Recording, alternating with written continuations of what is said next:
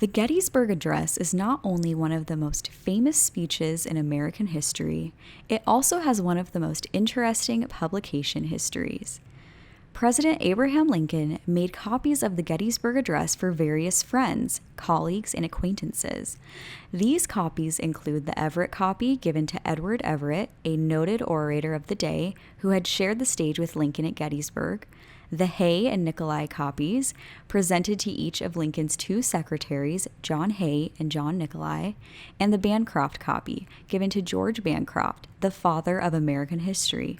Interestingly, there are some differences in the text of these different copies. Most famously, some include the words "under God" and others do not. The fifth copy of the Gettysburg Address, and the last to be created, is called the Bliss copy, and it has its own particular history. During the Civil War, Alexander Bliss and John Pendleton Kennedy conceived the idea of collecting short contributions from prominent figures of the day in a volume called Autograph Leaves of Our Country's Authors. According to the Smithsonian, they intended to sell copies of the book to raise money for the U.S. Sanitary and U.S. Christian Commissions, which provided services to soldiers, set up hospitals, and raised funds for supplies.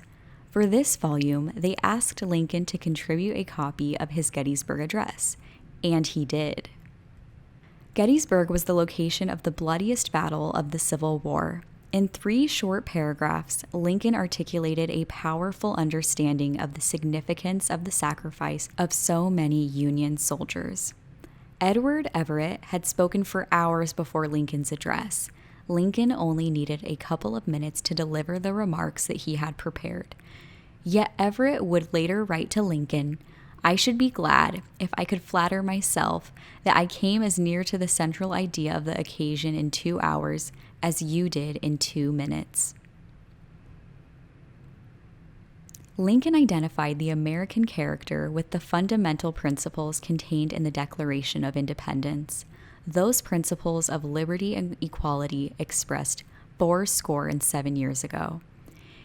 He impressed upon his audience the noble calling of which they were a part, as well as the urgency of their task. If the United States failed to prove the viability of their Republican experiment, he warned, government of, by, and for the people might perish from the earth. More than 150 years later, the Gettysburg Address still stands as an authoritative expression of the high aspirations of the American people.